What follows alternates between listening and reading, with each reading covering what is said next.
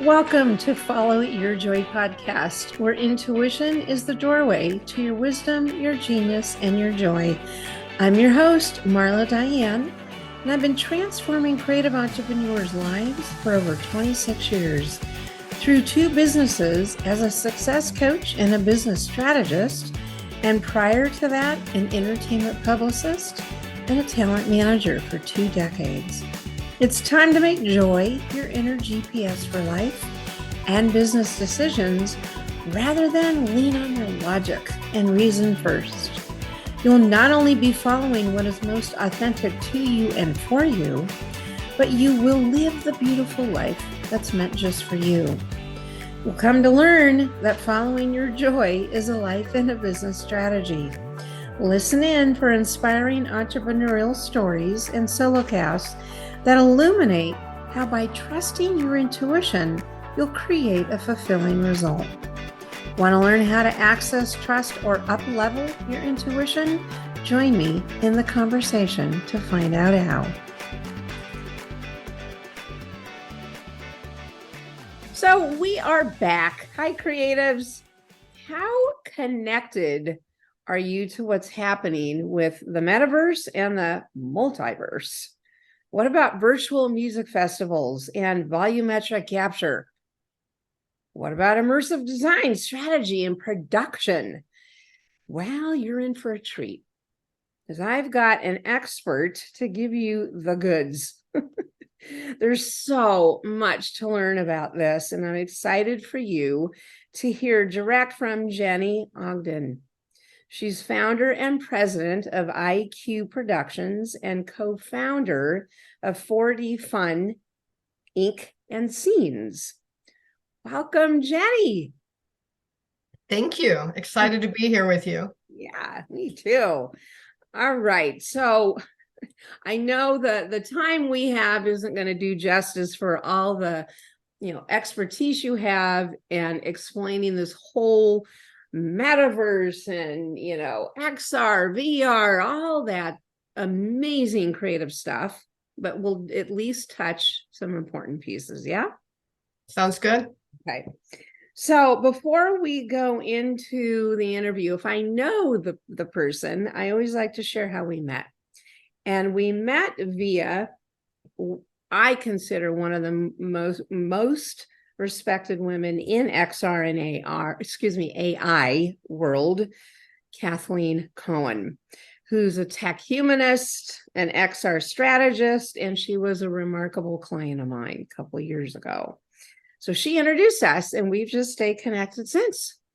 And the 2 of you recently have done several collaborations. Mm-hmm. I'd like to share a few. In fact, I know there's one with the Girls Academic Leadership Academy. And so, yeah, share a couple of those, collaborations with Kathleen. The gala event, Girls Academic Leadership Academy, is a girls' academy. And I didn't actually realize that we had a public school in Los Angeles that was a girls' academy, and it's dedicated to STEM education. Mm-hmm. So Kathleen and I had an opportunity to present to a group of girls. And, one of no matter what I'm working on, one of my missions in life, I guess, is really to inspire, empower, and transform. Everything that I work on, immersive design, experience design, whether it's in a physical location or in the multiverse, is hopefully very transformative for people. And the opportunity to speak to a whole group of young women and hopefully inspire them to step on the path was a lot of fun. I really, really enjoyed that. I know Kathleen did as well. So I was excited that she invited me to participate. Yeah, I can imagine between the 2 of you. My gosh, that was, that must have been very, very inspiring for the girls. Mm-hmm. Yeah. And after we spoke, we had an opportunity to put them in VR headsets and show them what a 4D performance in the multiverse looks like. Oh, wow. Isn't that fun? And what's the age again of the girls? They were everywhere from 6th to 12th grade. 6th to 12th grade. So Okay. we had a great mix of girls and we had a lot of fun. We each shared pictures of ourselves at 14 or 15 years Yeah. old. Yeah. Oh. So I'm actually curious, what is the difference between metaverse and multiverse? Well, so the metaverse is, of course, a concept still. We're building towards a metaverse. And a lot of people get really confused because a certain company decided to take the name metaverse or meta, and a lot of people are confused and think that's what the metaverse is. The metaverse is an idea of an interoperable world that we can all communicate in across many different platforms so that we've got really a second life in the virtual world as well as the physical world. Now, what we're really building right now and what Scenes is a multiverse. It's like a big web of connected metaverse experiences. Hmm. And so, for instance, you go into my platform, Scenes, where you go in VR or Web3 application, and and there's a mutual space. It's a multiplayer environment. It's based on blockchain technology, and everybody can meet and socialize. They can talk to each other. They can trade NFTs. They can do all sorts of different things. They can make friends in there. But you can also decide that you want to go to a performance. So maybe there's a 4D performance of your favorite band. Then you can purchase ticket tokens and enter that band's or comedians or what have you, whatever type of entertainment. Right now we're really all focused on entertainment, but whatever world you want to step into, you can step into together, and it's a persistent world. So you're experiencing the same thing together. So even if you're a friend, you have friends, you're in LA and you've got friends in London and Venezuela and Australia, you can all go together and communicate with each other and have the same experience. Just like if you were in the physical world and went somewhere together. Right. So the multiverse is currently active, where the metaverse is still just a concept.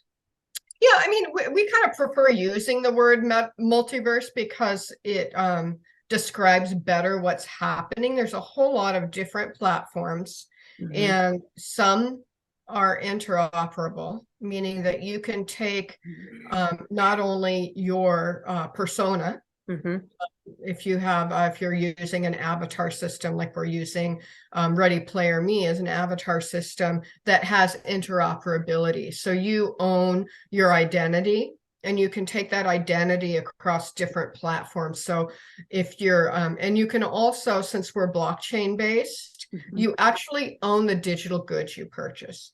So if you go into a game environment like Roblox or Fortnite, and you buy digital goods or digital skins, which is, your digital fashion, you can use it and you can wear it on your avatar in that game, but you can't take it with you. It's a walled garden. It's an exclusive um, platform. So do you really own it if you can't take it with you? Yeah. In this Web3 and blockchain backed reality, if you buy something in Scenes, let's say you buy a souvenir or digital merchandise, a skin from your favorite band or whatever, Mickey Mouse ears, and you want to wear your Mickey Mouse ears on your avatar in your business meeting in Spatial, you can do that because you own it. It's in your wallet and you take it with you. Interesting. Boy.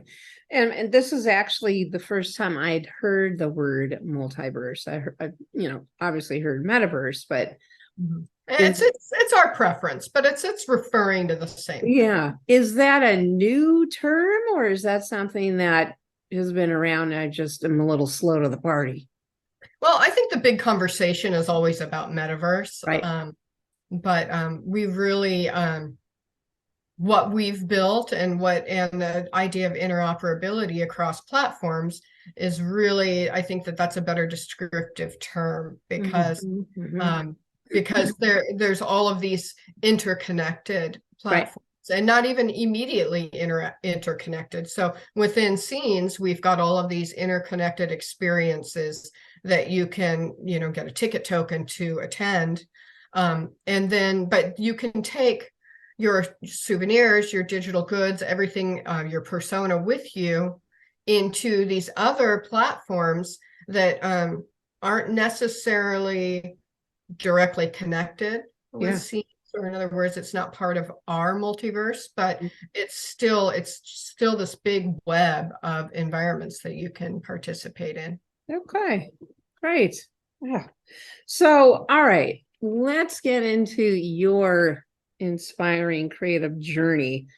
Give us a little bit of background, what led up to this time in your life? Okay. So Mhm. mine's been an interesting twisting path.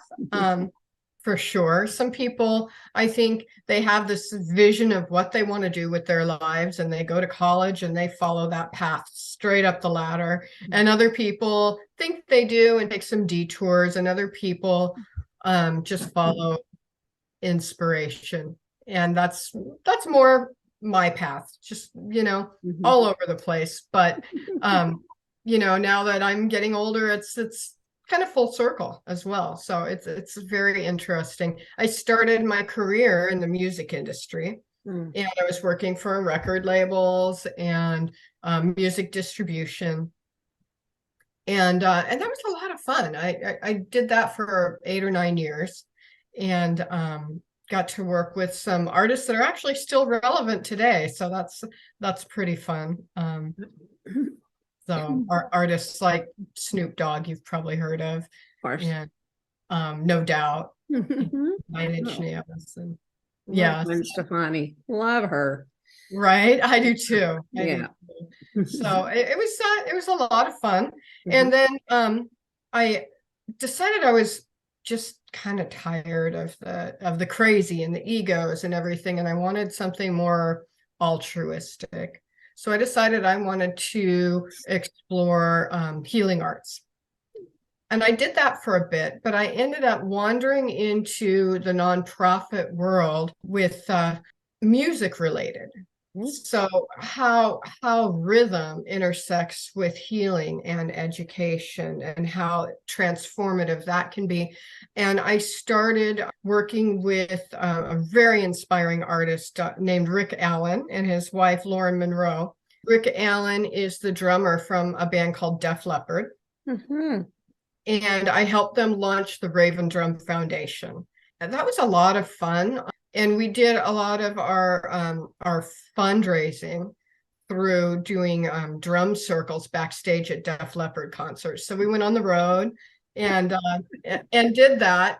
And a lot of people were really inspired by Rick's story and the person he is, because if you don't know, or for anybody who doesn't know his story, when he was 21 years old, Mm. and Def Leppard was at the early height of their fame, he was in a horrible car accident and he lost an arm. Mhm. Now, for a drummer to lose an arm, you would think that's the end of his career, but his band stuck by him as he healed, and they figured out an adaptive drum set, and he continued his career, and they tour to this day. Wow. A lot of his fans were writing him letters if they were in a similar challenging situation or in the hospital, and he would go and visit them in the hospital personally on the tour. Later, he met his soon-to-be wife, Lauren Monroe, and she was an energy healer. Mm. And they just clicked, and they decided that they wanted to take, the good works that Rick had been doing with his fans, and take it to the next level, and started this nonprofit.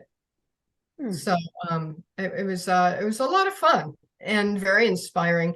And after that, I started getting into some production work, At the same time, I also met another drummer who had started a nonprofit after a horrible injury as well.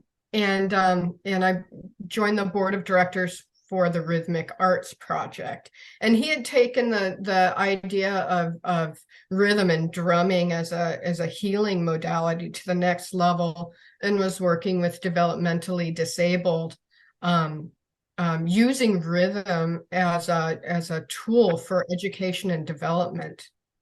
And I got to say, what I saw from that, from some of the classes that I was invited to participate in, were just astounding. I mean, completely non-verbal people would get in the center of the circle and lead a call and response, and the whole room would just be astounded, because it would be the first time that they actually were able to participate. It was really amazing. Right. So, I mean, I'm just sitting here, I'm just in this slice of your life, right? It's so compelling. I mean, what you've been on the front lines of, right, I mean, that's wonderful. Really terrific. So yeah, so you went into producing, right? Producing. Yeah, I started doing producing work Yeah. out of Raven Drum Foundation. From that work, I ended up doing some production work, and we started doing projection design for live performance. And we did a lot of design for Disney Cruise Lines. And we also did some of the earliest 3D projection mapping. We did the first mapping on an architectural structure for Disneyland. We mapped Small World, so we were the very first to do that.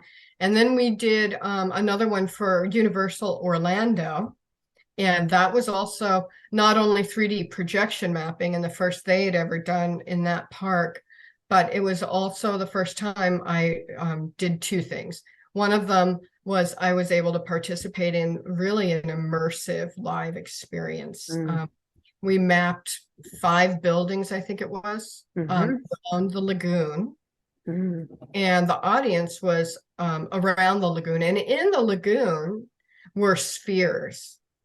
And they were internally projected spheres that were floating in the lagoon that also had content. So there was content they were looking at, and they were surrounded by the content. It was a spectacular, but it was fully immersive. So we had like ET flying around the buildings around the audience, and they had story in the center, and it was a lot of fun. Oh my goodness. I mean, I'm just trying to visualize, what you're talking about. That's incredible.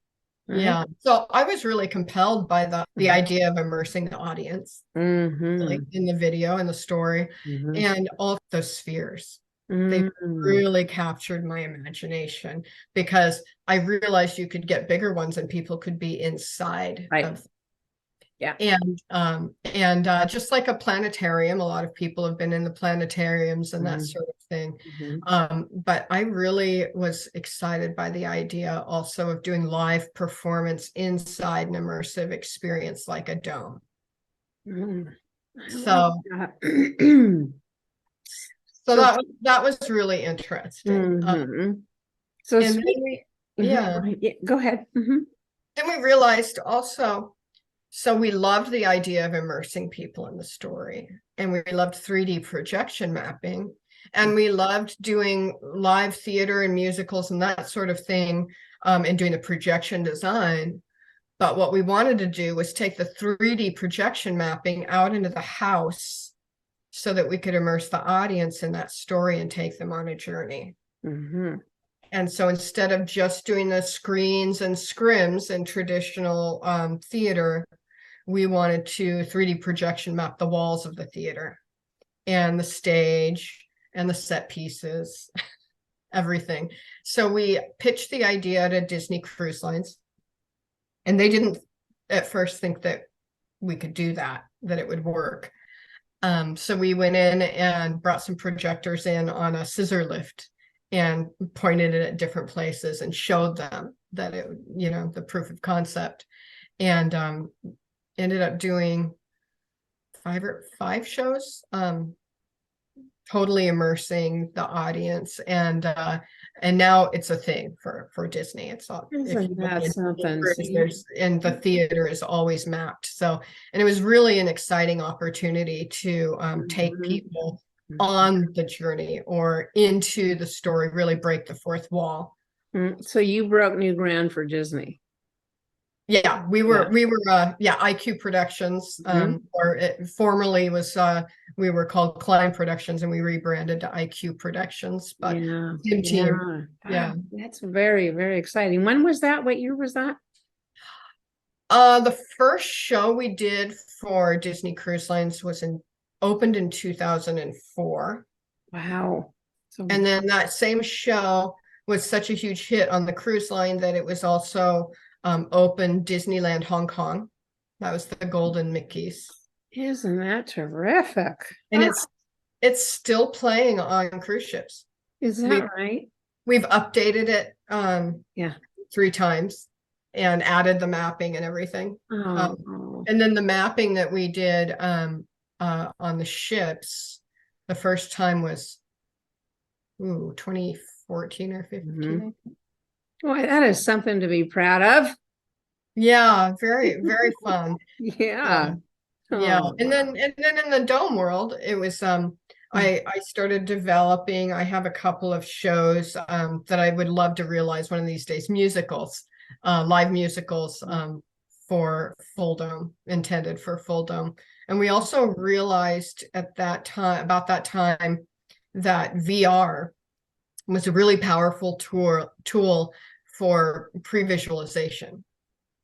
So you could set people in the theater in the VR headset so they could see what the show is going to look like. interesting.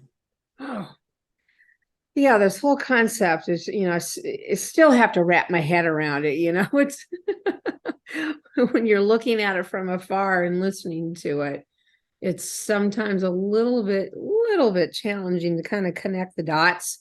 I mean, VR is pretty, I mean, that's understandable, but that's incredible.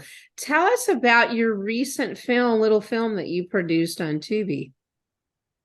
Oh, Lily's Light. And that's one of the that is one of the shows that is also being adapted for a live theater production in a dome. Oh. So Okay. Lily's Light, a dear friend of mine, Sherry Hersey, who you might have known if you ever watched Home Improvement. She was with the blonde curly hair, the girlfriend.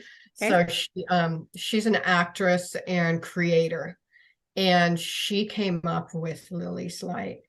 And we met after she did an early iteration of Lily's Light that ran on PBS. Okay. And the thing that really captured me is first of all, the whole thing is musical. And the second thing that really, or the thing that really captured me, and when we first met, she was saying, I always meant this for stage. But when the PBS special ran, it's the story is around fostering. And I'm a foster mother and adopted my daughter through foster care. And she told me that when it ran on PBS for a very short period of time, that DCFS, the Department of Children and Family Services, saw an actual increase in calls in families interested in fostering a child. Isn't that terrific? I was so moved by that. Wow. And I said, share. And at the time it was, it was kind of it had been put to bed. They had done it in standard definition, and the format changed like maybe 2 months after they put it out. And then it was just kind of put to bed. And I said, Sherry, the world needs this. Yeah. The world, and it's so adorable. So the first thing we did is we took that original piece and we updated it to HD, redid all of the graphics, all of the green screen, everything was updated. And then we decided to expand it into that first little gem, that seed, expand it into a feature film. So is it a full length feature film? It is full-length feature film, and get it out there. And from there, we can launch the full Lily's Light story world, which is really what we intended it to be. With books and different formats and a live show and eventually something in the multiverse for sure. And really touch as many people as we can. Yeah, it's a whole brand platform. Mm-hmm. Yeah. It is. Well, that I can see why that lights you up. Yeah. Because of obviously your personal life, and being an advocate for fostering. So that's wonderful. So that's a good segue to the question, what brings you joy? Hence, follow your joy. What brings you most joy in your work, in your business? I'm really intrigued by new and emerging formats in entertainment and production, and following that path along the way. And also, I'm really inspired by doing projects that have an impact on the world. Yeah. So Lily's Light, another show that I've developed is Passion, which is cultural storytelling. And we did a great workshop of that in a dome. So TBD, that'll get picked back up eventually into a full musical. And just whatever really inspires. You get that spark of desire. And I would say the thing that you have to think about when you have a desire, something that really inspires you, is it's like a seed. And so even like a huge oak tree comes from this tiny little seed. Right. So all the seeds that you plant, some of them take a long time to happen. But if that spark, that seed was planted, there's an opportunity for that to come to fruition. So just really letting your inspiration guide you, and following those sparks and those ideas, and planting that seed and knowing that it could transpire. It might take a long time. Yeah. You don't know the length of it, but it's what I find too is the collaboration with other people and their ideas to that next level. I mean, that's when I think it really starts to take on, the creativity starts to take on a life. Right? Is when the collaboration between other people and ideas. Yeah, co-creative, collaborative environment, and that just really advances things, especially it creates creativity, technology, all of the above. Yeah. I mean, because in what you do and everything you've shared, I mean, it takes a team to do that idea. It takes a team to put together, the film, to put together the image, the mapping. I mean, everything that you mentioned. So yeah, I find that, I mean, over the years, the 30 years that I've been, a creative, is I would say my highlights of my life in my career have been when I've been collaborating with others, for sure. Absolutely. Yeah. So good. So tell us a story, and this has to do with, the theme of Follow Your Joy, which is about listening to your intuition first.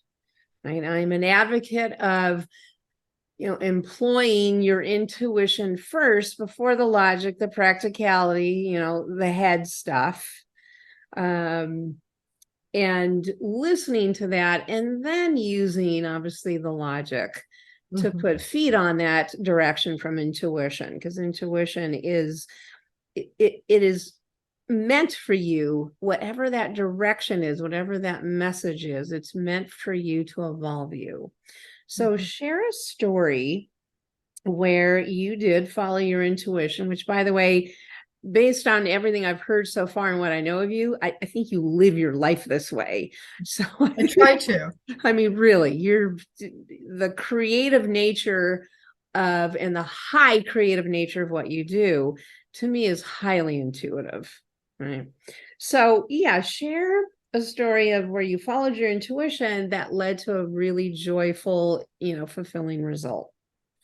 Okay. Well, this is actually a great story. Because one of my favorite words is synchronicity. I love synchronicity. Yeah. And it's still something, like I mentioned, that seed, it's still growing. It's still evolving. It's not done yet. Yeah. It's still cooking. But COVID hit, and of course, my work was all in life. Cruise ships, theme parks, concerts, musicals, everything that got shut down, and shut down hard. And so March 2020, my industry was completely shut down. At the time, I was also the vice president of the Producers Guild of America, and I was the chair of the New Media Council. I would say in 1 month, I believe we lost 250,000 jobs in entertainment alone. Yeah, it was insane. And so, of course, as chair of a council for the guild of all these people that were suddenly out of work, people were getting together and saying, what do we do? Yeah. What's next? What do we do? How long is this going to last? And I didn't have those answers.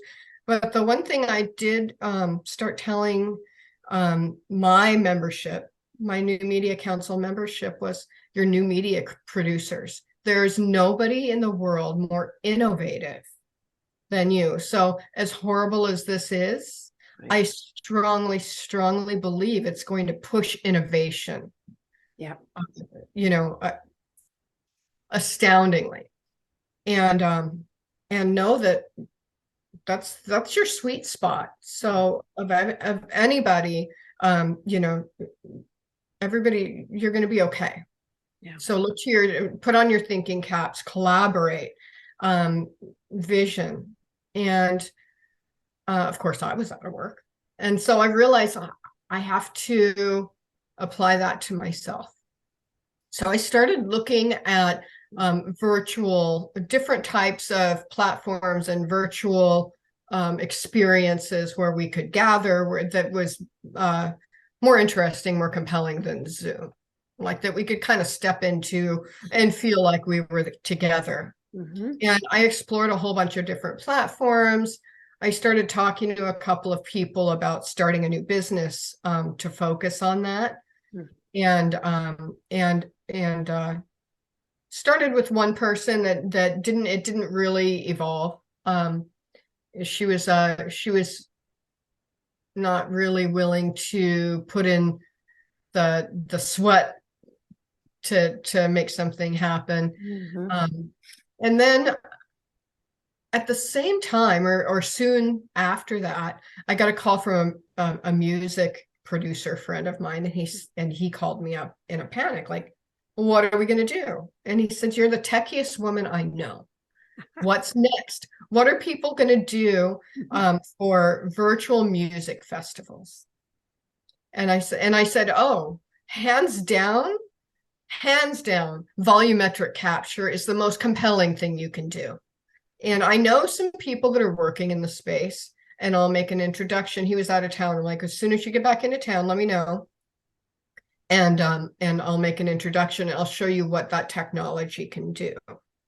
Now, less than a week later, I got a call from one of my partners from 4D Fun. And he said, Jenni, I know this is completely out of the blue, completely out of the blue, but would you be interested in partnering with us and getting a volumetric capture stage and starting a new business for music in virtual music? And I laughed. I said, I'm in. Yeah, talk And about synchronicity, right? right? And so and he just said, really? And I can't even tell you where I'm in. Yeah, I'm in. of course. Like, how did He you was know? really surprised too. Have you been living in my head the last couple of weeks? Yeah. Right. That's So pretty exciting. So connect the dots. How was that part of your intuition, this story? I think that it was just my intuition about telling people, well, we're innovators, right? And realizing that idea, that spark of an idea, got me going. Yeah. And then we were all doing Zooms, and it was like, Yeah. okay, what can we do that's more compelling, more amazing than that? Yeah. So, and as soon as you plant that seed, if you're paying attention, those synchronicities start to happen. Yeah. So I think that following your intuition, when you have that moment where you have an idea and you're really inspired by it, plant that seed and keep your eyes open. And it's more of a believing than a doing at first. But that's right. Yeah.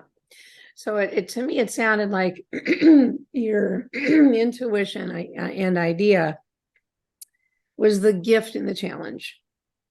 Was the gift definitely a challenge. Yeah, obviously. I mean, and there were a lot of gifts in the challenge happening during 2020, where we were all required to pivot and find new ways to express ourselves. So yeah, definitely was a gift in the challenge for you.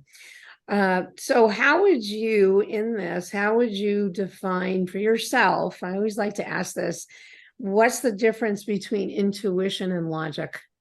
How do you tell the difference? It's that spark of an idea that really inspires you, that maybe comes out of nowhere. So it's a feeling for you. It's a feeling of being really inspired to do something. Yeah. I was already really intrigued and inspired by volumetric capture, obviously, because it's the first thing out of my mouth. And now I'm really also compelled at the idea of the intersection between the physical and the virtual metaverse realities. I think as we move forward, people are going to have a life experience in both. It's an absolute, that is for sure. Yeah. Oh, very exciting. So, all right, to kind of close this up. So based on all your experience, and I know you probably have plenty key advice, give our creatives listening just what's a key advice you want to offer? Don't give up on those inspirations. Use that inspiration, that emotion behind things as your rudder. And don't start panicking if it doesn't happen right away, because then you're going upstream. Yeah. So if it feels good, let that help you steer down that river and around the boulders and the obstacles that life throws at you, because it will. And especially the last few years, it hasn't been easy. It's not like I said, okay, let's do that, and then we've had to fundraise and build and there's other personalities involved. Right. So, and if something doesn't work out, it doesn't mean that inspiration was off. It just might not be done. So it sounds like to me there's a trust factor in what you're saying. In other words, trust that it showed up, that this idea showed up, trust that it's going to take you somewhere, and it's not logic that's going to make sense of it. Right.